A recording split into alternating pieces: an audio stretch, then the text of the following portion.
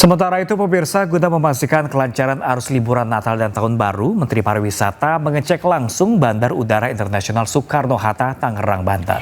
Ya, Menteri Pariwisata memprediksi pergerakan wisatawan mencapai 1,45 juta wisatawan.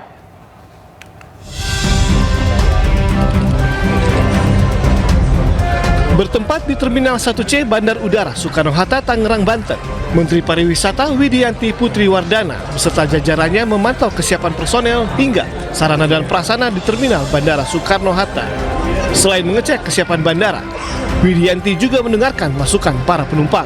Menteri Pariwisata memprediksi pergerakan wisatawan pada periode libur Nataru kali ini mencapai 1,45 juta wisatawan mancanegara. Kementerian Pariwisata sudah berupaya banyak hal. Kami sudah mengisyu surat edaran kepada pemerintah daerah, asosiasi dan pengelola daya tarik wisata untuk mengkaji dari segi risiko dan memastikan wisatawan itu aman, nyaman, dan juga memperhatikan kondisi cuaca, bagaimana dampaknya kepada destinasi tersebut. Hingga kini, Bali masih menjadi tujuan favorit wisatawan, serta diikuti oleh sejumlah daerah lainnya, seperti Yogyakarta, Surabaya, Makassar, serta Jawa Barat. Dari Tangerang, Banten, Hasnugara, iNews melaporkan. Ya, tutup gelaran malam Natal, Wakil Gubernur Jakarta Rano Karno ingatkan untuk tidak rayakan Tahun Baru dengan kembang api. Ya, perayaan Tahun Baru nanti akan diisi dengan doa bersama untuk warga yang terdampak bencana di Pulau Sumatera. Ini Christmas Carol akan kita tutup rangkaian bernatal karena insya Allah Jakarta akan siap-siap menghadapi Tahun Baru. Tapi alhamdulillah semua berjalan lancar, masyarakat Jakarta happy semua. Oke. Bahagia semua? Happy semua? Jakarta milik kita semua, milik siapa saja yang ada di sini, apapun agamanya, ini adalah kebahagiaan kita bersama. Karena setelah ini kita akan mempersiapkan Tahun Baru. Nah, jadi Pak Gubernur sudah putuskan Tahun Baru kita tidak ada kembang api. Supaya semua merasakan bagaimana prihatin yang terjadi dengan saudara-saudara kita. Kita akan mengadakan doa bersama untuk saudara-saudara kita yang kena musibah di Sumatera. Kemudian di setiap panggung kita menyediakan tempat untuk berdonasi. Sekali lagi atas nama pemerintah Provinsi DKI Jakarta, kami mengucapkan selamat Natal dan Tahun Baru.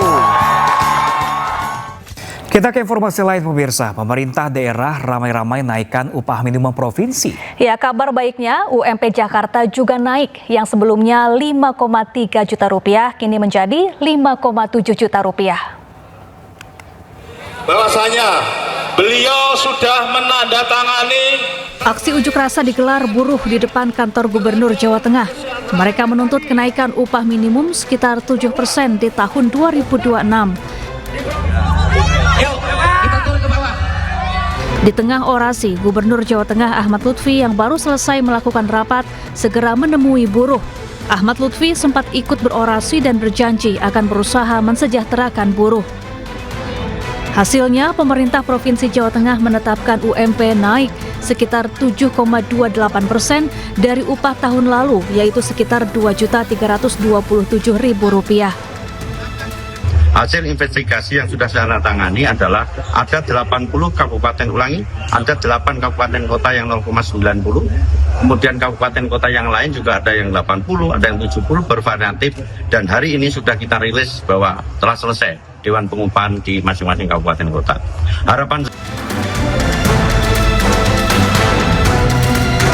Sementara itu, upah minimum Provinsi Jakarta 2026 naik 6,17% atau sebesar Rp300.000. UMP DKI Jakarta yang sebelumnya Rp5,3 juta kini menjadi Rp5,7 juta. Setelah rapat beberapa kali di Dewan Pengupahan antara buruh, pengusaha, dan pemerintah DKI Jakarta, telah disepakati untuk kenaikan upah minimum Provinsi DKI Jakarta atau UMP tahun 2026 sebesar Rp5.729.000 rupiah. UMP sebelumnya sebesar Rp5.396.761, maka kenaikannya sebesar 6,17% atau Rp333.115. Kenaikan upah berdasarkan hasil rapat antara buruh dan Pemprov DKI Jakarta di Dewan Pengupahan. Tim Liputan iNews melaporkan. Pemirsa, di penghujung tahun, karut-marut permasalahan sampah di berbagai daerah tak juga selesai. Ya, Menteri Lingkungan Hidup bahkan telah menjatuhkan sanksi kepada pemerintah daerah yang dinilai tidak becus mengurus sampah.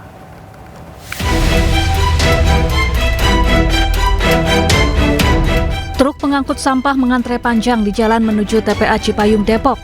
Antrean truk mengular hingga memenuhi badan jalan dan telah berlangsung selama beberapa hari terakhir. Kondisi ini terjadi karena tempat pembuangan akhir Cipayung sudah kelebihan kapasitas. Sampah dari seluruh wilayah kota Depok ini mencapai 1.400 ton per hari. Sementara itu, Menteri Lingkungan Hidup Hanif Faisal Nurofik berkunjung ke Tangerang Selatan, Banten untuk membahas persoalan sampah.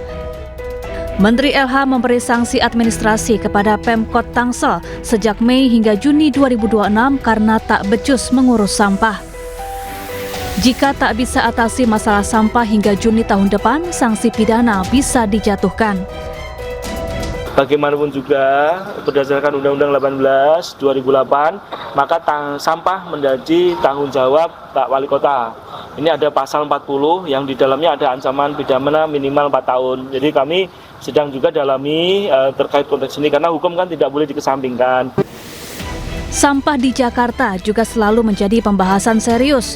Dari jalanan hingga aliran sungai masih jadi tempat pembuangan oleh manusia tidak bertanggung jawab. Padatnya penduduk Jakarta turut berdampak pada total jumlah sampah harian di kota ini, yaitu 8.600 ton. Sepanjang tahun ini, sampah Jakarta diperkirakan sudah mencapai angka 3,17 juta ton. Sebagian besar sampah didominasi sisa makanan, plastik, dan kertas yang berasal dari rumah tangga. Sementara kawasan perdagangan menyumbang sampah kedua tertinggi sebesar 21,6%. Pasar tradisional turut menjadi sumber penghasil sampah ketiga terbesar sebanyak 16%. Ironisnya, berbagai jenis sampah bercampur sehingga menjadi sulit dipilah untuk didaur ulang. Tumpukannya mengalir hingga ke tempat pembuangan akhir seperti Bantar Gebang yang kian hari kian padat. Di sisi lain, masyarakat tak seharusnya menunggu dari pemerintah, melainkan dimulai dari diri sendiri. Keinginan agar lingkungan bersih harus tumbuh dari kesadaran pribadi. Tim Liputan iNews melaporkan.